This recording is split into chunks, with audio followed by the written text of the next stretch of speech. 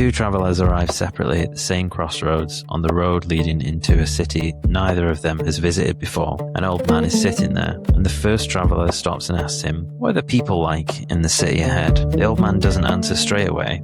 Instead he asks, "What were the people like in the city you just came from?" The traveller frowns, selfish. He says, "Unfriendly, impossible to get along with." The old man nods slowly. "You'll find the same here." The traveller sighs, like he expected as much, and walks into the city. A while later, a second traveller arrives at the same crossroads and asks the old man the same question, "What are the people like in this city?" And the old man asks him the same thing back. "What were they like in the city that you came from?" This traveller smiles, kind. He says, "Generous, some of the best people I've ever met." The old man smiles back, "You'll find the same here too."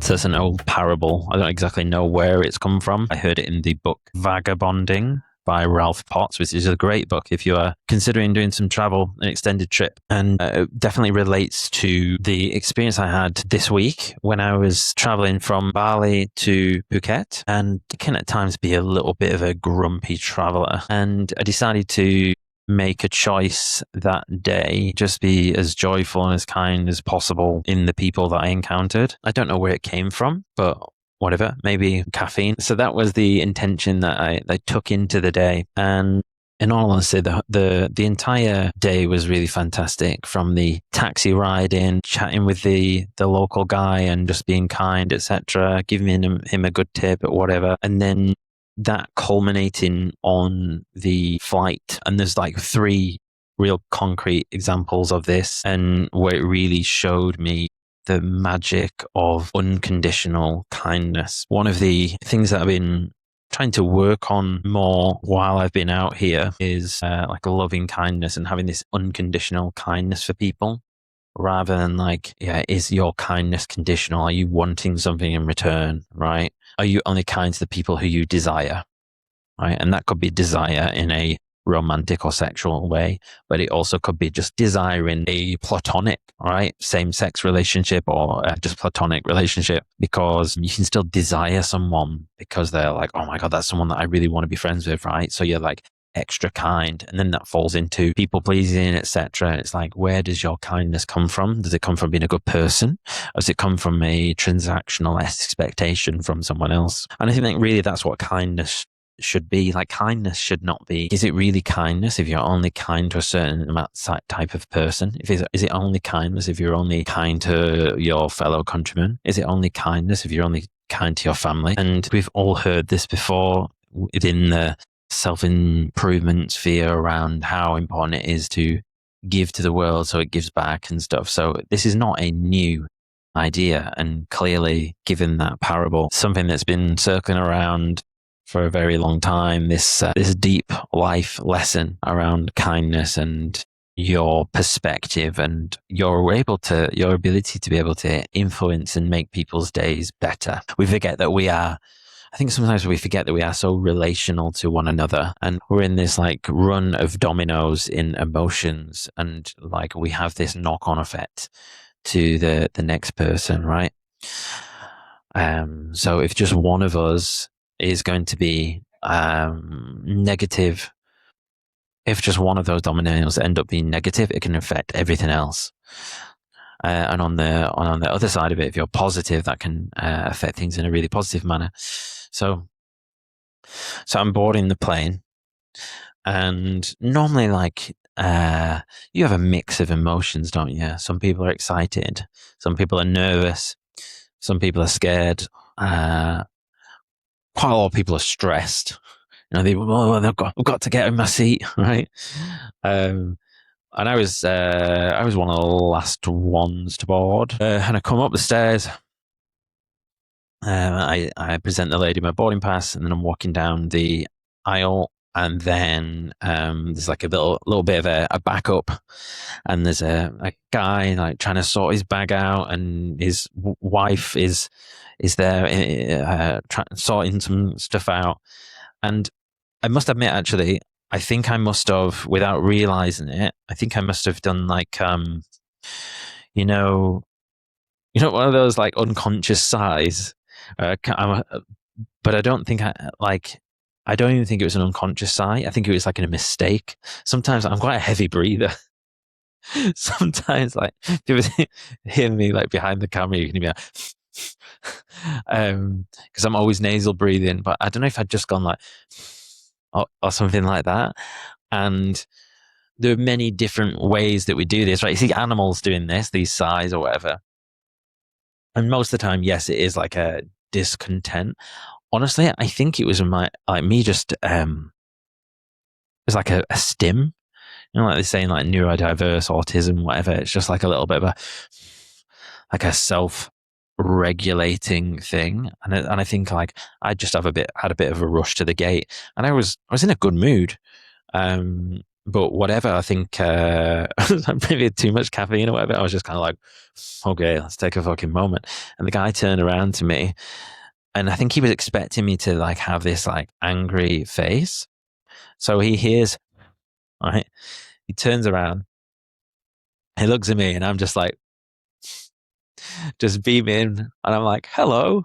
And he went, and you tell like he didn't really know what to do because he had this conflicting, these two conflicting signals. And then he kind of looked to his wife, and his wife looked to me, and then she said, "Oh, I'm sorry, I'm just trying to get this." So I'm like, "No worries, like take your time. Like I've got all day. I'm on the plane now, no problems, right?" I'm like, I'm going to be sat down for 4 hours. Why would I want to sit down any sooner? I was like, "Oh, thank you so much. Thank you for being understanding." And I'm like, "It's all good. Enjoy your flight." Um. Anyway, and then I think because as well, I got like the feedback instantly and like how much that made them feel comfortable. So I'm like, oh, that's like a powerful position to be in, like a positive power that you can affect on the vibe of the plane.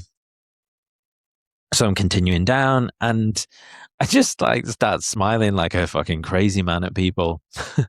Where like I don't know if like you maybe are different as a man or a woman, or depending on the age you are, right? But if you catch someone's eye, like what you do with that information. Especially so if I catch a guy's eye, if I catch a man's eye, my instincts sometimes can be a bit like, fuck off. Like, I was like, one, bro, I'm not gay. Or two, like, you got a fucking issue, right? Uh, Men will know this feeling. It's weird. You just get just private beef. I think there's something about locking eyes with another male. And if you are fairly close proximity, I don't know if there's like a certain angle. I mean, even if I look to my side, yeah, that's kind of aggressive. Straight on is definitely aggressive. Yeah, the more. So this guy looks up at me, and I don't lose his gaze because sometimes you get like a bit of an angry and you'll stare him out or look away because you want to deflect. You want to like show, oh, I'm not aggressive, but I've showed a little bit of aggressiveness and now look away, right? But in this case, I carried on looking and I smiled. And then he looked at me and he didn't really know what to do. And then all of a sudden, like he kind of broke into a little bit of a smile. And then he looked around at his girlfriend, wife, or whatever. And then she looked at me and then she smiled. It was just like a really nice moment. Okay, so that's the second moment I remember. Actually, there's more. I come down, eventually find my seat row, and I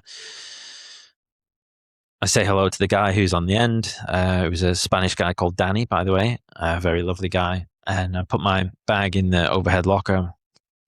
I come and I sit down. There's a space. There's a space in between me and Danny, and we're probably both thinking, "Fuck yeah! All right, we're gonna have this space. We can put our bags there. We can put our knees across, whatever. Like this is going to be a chill flight because I'm like quite close to the back of the line, right? And I'm sat there and I'm thinking, yeah, this is going to be nice. Like a little bit of extra room on the flight. There's a few more people coming down the aisle, and I'm like, I don't know what made me change my perspective, But I think I was just like, okay, there's still a likelihood that someone might sit here. And if they do sit here, like, I don't want to be in a negative state because I was expecting something different. They often say that, what is it? Happiness is expectations minus reality. So I'm like, okay, someone's going to sit here and whoever's going to sit here, I'm going to just make them feel as welcome as possible. Right? I'm just going to, whether they are smelly, whether they are boring, like whatever, I'm just going to be really nice because that's how I'm feeling today. And that's how I want other people to feel. So and then so they've got like people coming towards me. I'm like, oh, it's this guy. And oh God, he looks a bit smelly. It's a bit scruffy. But I'm like, nope, we're smiling. I'm just looking up, just like they walk past. Okay. Another person comes past, whatever, bit of a kind of neutral person that I've applied my judgment to. Looking up, they're looking around. Are they coming? Okay, no, okay, smile them. I can't remember the exact avatars or whatever, but there was a mix of people, right? You know, one person just looked a bit boring. One person looked like they were pretty messy and stunk a little bit. And then this goes on for some time. I'm just like a psychopath looking up at everyone smiling. And then this lady approaches me. Beautiful, turns out Turkish woman, beautiful. This beautiful woman walks down the aisle. She gets exactly the same treatment as everyone else.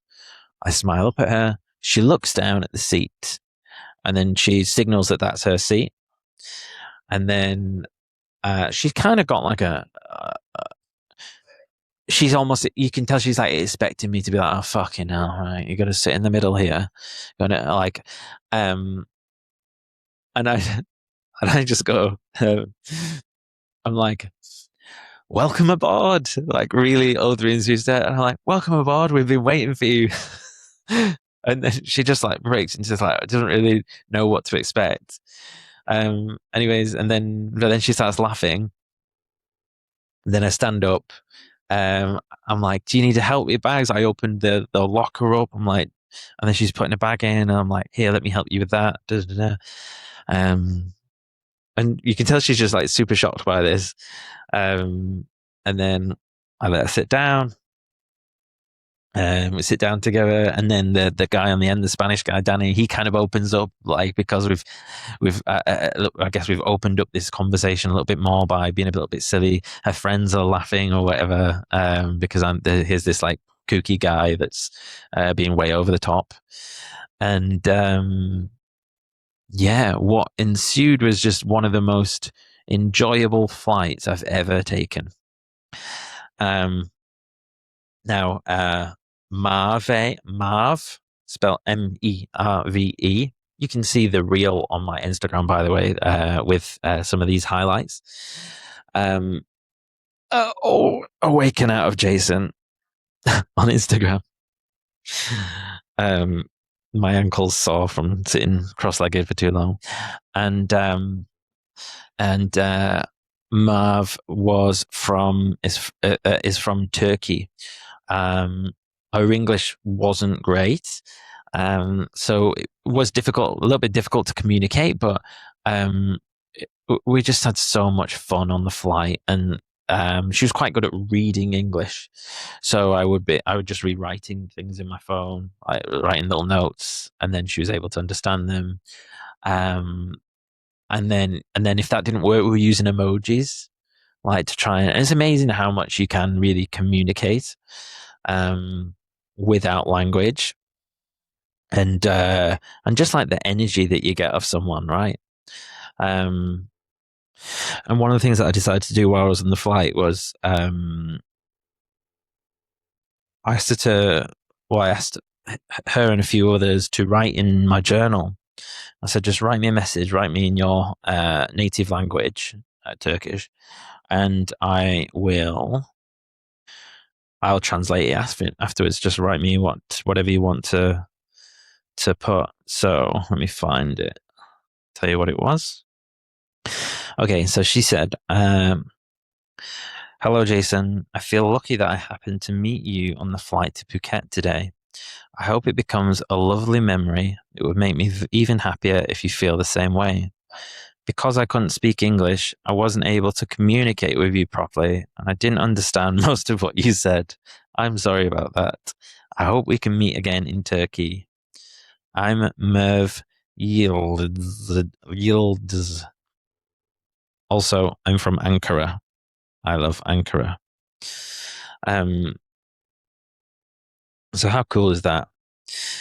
And, you know, so many flights that I go on can just be like a little bit low energy, just wanted to get it over and done with, right?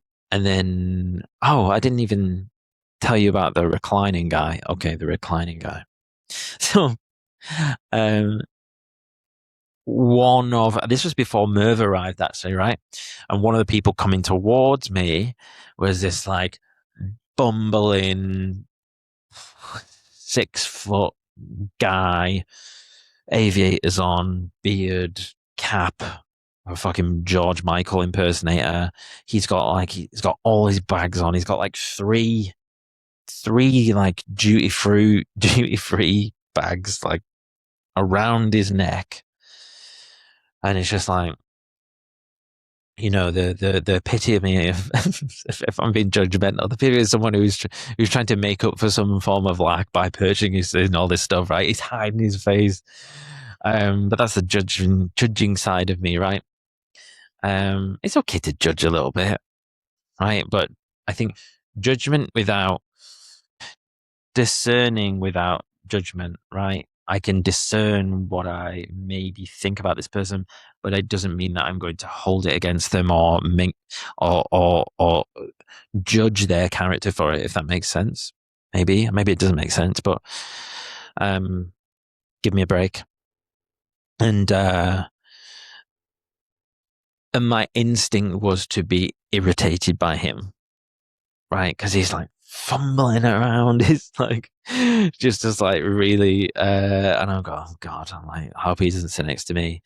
Um, and so it sits in the seat in front. And I catch myself in that moment. I'm like, stop it, Jason. I'm like, just give this guy a break. Like, this is someone's baby. Like, he's someone's child. And he's just doing the best that he can. Like, you don't know anything about him. So I sort of do a little refresh, reset, and we go kindness, Jason. So I'm just watching him, and I'm rather than kind of like rather than being like, what's that? Is it disgust? Rather than just like resenting him, rather than kind of rejecting him straight away, right? I convert that into just kindness, and I just smile. And I'm just watching him, and I'm like watching him getting all this stuff out, and I'm just, yeah, just being nice. I guess it wasn't like I was being overly nice, like, oh, do you need help with your bags? It was just like I dropped the negativeness, right? And I just allowed it to be. So allowed him to be. And then what happened? Oh, midway through the flight, actually, he turns around, and this was really, I thought this was really considerate. He was like, "Oh, do you mind if I recline backwards?" Now, I don't know why he said that. It could be like on the real spiritual woo woo level. It could be like, oh, he felt the energy off me, and therefore he turned around and he wanted to do that. Or it could be because I was being probably quite loud and visible to those around me. So I'd probably maybe raise my status up in and around the group of people there, right? So he who knows? He might have thought that if I reclined back, I might have made a thing of it or made fun of him or something. I don't know, because I was being very vocal in the people around me, even though I was being positive, right? But I was like a hyper dog. Like sometimes I can be like a little kid, especially if I've had quite a bit of caffeine. But I'm being positive, right? I'm being funny, and I was making people laugh. And So he turns around and he asked me if that was be okay. And I'm like, yeah, of course. I was like, you don't need to ask, but I was like, thank you. And I'm like, you get yourself back here. Come on, like, pull it back. And then I like patted him on the shoulders, and I'm like, I think you need a rest. I think you deserve the rest. Anyways, and then later on the flight, he like just turns around and he's like, "Do you want one of these chocolate bars?" And I'm like, "Oh, I'll not really. It'll make me fat." And he was like, "Take one of these." He had a dairy milk. He was like, "You were really kind to me then. I just want you to have this." I'm like, "Oh wow." So then I end up sharing it with the people around me. So I'm passing on more love. I'm passing on kindness or whatever. Yeah, it was good. It was good, and just a, a real reminder that we have so much more influence on our surroundings than we realize. And really thinking about, like, how can I spread love today? How can I spread joy? How can I spread happiness? Because so much of the outer world, not only is it the influence thing, but it's the experience and the filter that we put through it, the filter that we view it through. So if I'm looking at the world through a more positive lens, I'm going to see more of that stuff, right? They say, you know, like when you have a goal in mind, you look for all of the things that align with the goal, and you don't really see the other stuff. And it's kind of the same with happiness and joy. You're looking for the positive things. So wherever you are in the world today, whether you're on a plane, whether you're just going to work, whether you're sat in a cafe somewhere, or whether you're out walking, just remember that you have so much power. And the next person you see, just smile at them, ask them how their day is, right? But have no pre-loaded conditions in which you need from the person to be kind to them, right? Just do it because you want to do it. And don't even do it because you want to feel happy necessarily. Just do it because I don't know. I think the more that we can try and get that state to be our default state, even if we're not in the best mood ourselves, just be open, drop the guard. You know, how many times do you go into a place and you're not feeling great, so you have this guard up, right? Drop the guard, smile at someone, ask them how the day is. And if they ask you, and if you're not having a good day, tell them the truth. Fuck the British small talk. Like, I'll just tell them, oh well, you know, I'm not feeling too great today. I'm a little bit tired, or feeling like this, and probably during you voicing that out loud, you'll then start to feel better. So there you go. There's this week's Jason Ramble. I hope you've enjoyed the episode. Follow me on Instagram, drop me a message. Let me know if this content is resonating with you. Thank you very much. Love to you all. See you in the next one.